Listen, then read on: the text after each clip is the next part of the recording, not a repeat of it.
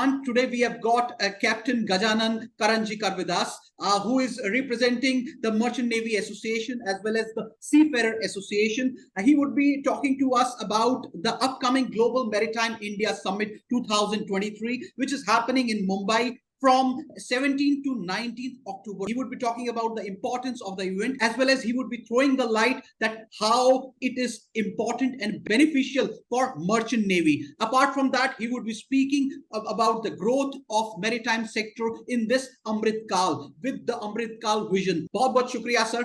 Thank you and welcome to the True Hunt. What would you like to say, sir? Please. Thank you very much, Gaurav. Thank you very much for the opportunity to speak. It is a duty of every merchant navy officer to promote this event, because after 2018, we could not do this event in the COVID time. So India has done this very strategically at an opportune time in 2023. And it is also called as Global Maritime India Summit 2023. Ministry of Ports, Shipping and Waterways has organized this event, rightfully so, to include and also to collaborate with the world with the maritime issues of India. Now, what are the maritime issues of India? See, India has a very strong maritime history. And with that maritime history of India, we have a very strong opportunity lying ahead of us in terms of blue economy. I'm sure the India, using this Global Maritime India Summit 2023, will thrive into starting the blue economy projects in India. And this blue economy potential will definitely take the national economy to $5 trillion, as our Honorable Prime Minister Narendra Modi has envisioned. So I wholeheartedly welcome everybody, all merchant navy officers, to join this event of Government of India, promote it in their self-respect. Even I am running a drive of all the merchant navy officers to wear, merchant navy uniforms and attend this event, because, that will also bring a lot of maritime visibility to the merchant navy and as well as the maritime world of India. Sir, of course, I'll come to the key opportunities with this particular event, which talks about the port development and expansion, green ports technology enablement, and apart from that, development of shipbuilding, repair, recycling cluster, automation and digitalization, transformation at port of for enhanced efficiencies, and apart from that, technology upgradation in shipbuilding, and there are various other key opportunity areas also. Could you throw a light on that and elaborate? Yes, very much. It is the right time right now. I mean, also high time that we highlight this maritime emerging technologies. You see, the maritime world has not been left behind in technological advancement. Today, we see the technological advancement happening everywhere. Even the speed of technology, change of the speed is also very, very high. So in this backdrop, we have the Sagarmala, which was given by Ministry of Port, Shipping and Waterways, which has taken off very well. And it has been now, on the basis of port-led development. Now, India has got 13 major ports, and there are about 108 minor ports at the moment. India wants to make them as 200 minor ports. Every state will have the port clusters, which would serve the, as gateways to the import and export activities. This is a very important aspect of economic, sector. Whereas, we also have a technology which is coming in. Atmanirbhar Bharat, which is connected to this, is also going to augment a lot, because we are going to bring in smart port technology. A lot of conferences happening, a lot of ideas being exchanged about the smart port development and also green port development. See, we are at the moment working on three kind of transitions, which are very important transitions, I think, and the entire world is going through this. Number one is the energy transition. Number two is a digital transition, digitalization. And number three is the AI, inclusion of AI in everything. Sir, of course, I would like to ask, making this kind of expansions in this particular sector, how it has benefited our exports? See, the India's exports, I mean, if you see the trade deficit today, has come down drastically, because our export orientation has increased a lot. We have started developing technologies in India. We have increased the manufacturing base almost to threefold, and this has not only augmented the export, but also has made our part towards Atmanirbhar Bharat. When you say Atmanirbhar Bharat means, basically it means of fulfilling all your domestic needs.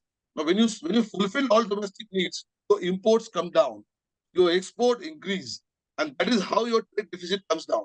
So that is why seeing this opportunity, shipping has a great role to play, not only on coastal shipping and transportation part, but also on the part of making new ports. Because these ports are the gateways of all these exported goods and imported goods for India. So this is going to be a really game changer for us. Sir, as you are an experienced person in the maritime sector, I would like to ask you that we can say that in the conclusion that the growth which we are seeing, it is not just on papers, it is a reality. What would you like to say on that? See, it's absolutely a reality because we are seeing the economic stability of the country. It is not only because of political stability, it's also because of the hard work that is put in by the various elements which support the economy. And I am here at the moment actually to pronounce and to really announce that the seafarers' contribution to national economy has been also great. In 2022 alone, we have 8.1 to say $1 billion influx of foreign currency by seafarers remittances in India. It's a great competition. It's a great contribution, I must say. Plus, the seafarers they run the multiple industries. The seafarers support multiple industries in India: maritime education, port industry, even the real estate. Because seafarers buy houses, so entire real estate has been supported by them. It is the third Global Maritime India Summit 2023, which talks about connect, collaborate, and create. So how it is connecting our seafarers and boosting them, who are said to be the backbone of this industry. See, seafarers are the cause of existence of all the entire transportation, especially maritime transportation. If there is no seafarer, there is no maritime transportation. So, sir, same way. So, same way, if we do vice versa, how the growth in this industry, like these kind of summits happening in India, in Mumbai, I'm talking about, how they are benefiting directly to the our seafarers, our merchant navy. What would you like to say on that? See, the first word connect. This is connecting to the stakeholders of Maritime India. That is very important. And seafarer is one of the major connectors. Major stakeholders are seafarers because they are the one who are running the entire maritime transportation, whether it's coastal transportation or world transportation. When we say 90% of the goods are being transported by the sea, meaning that 90% good transportation contribution is made by seafarers. And I'm very glad that this time Prime Minister and Honorable Narendra Modi has shifted this conference to Mumbai, which is again the maritime capital of India, commercial capital of India. Rightly so, because we want to showcase that to the seafarers, take it to their homes, tell their families to be proud of seafarers, that your seafarers are doing a great job. Collaboration with the other countries, 170 countries are taking part in this conference. There are 200 speakers, international national speakers. There are 13 plus, if you look at the key stakeholders which are taking part in this. So on this backdrop, collaboration which is going to happen in this summit is great. I'm not joking. You will see at the end of the summit, there will be hundreds of MOAs and MOUs will be signed by various countries on maritime transportation and helping India economy. Just wrapping up the session, my last question is, and your last words. Of course, I would like to know maybe one liner or two liner, if you could do a synopsis of this. India's vision of Amrit Kal in maritime sector. How do you see that, and how close we are towards our goal of achievement in the prosperity of this sector? See, I mean, as India would say, this is the Amrit Kal for India. It is definitely an Amrit Kal for maritime industry as well. As we say, by 2050, we will be the youngest nation in the world. Now, the youngest region transfers into the workforce that we have. Definitely, that workforce is going to be also in maritime sector. So, adding 2 plus 2, 4 together, that we are going to have a maritime sector thriving, and this is going to be proving Amrit Kal for maritime sector also. So many opportunities, so many creations of the opportunities, collaboration, and also bringing in the forefront seafarers issue. This is the first time we're going to have a seafarers session in the Global Maritime India Summit. It was not there before.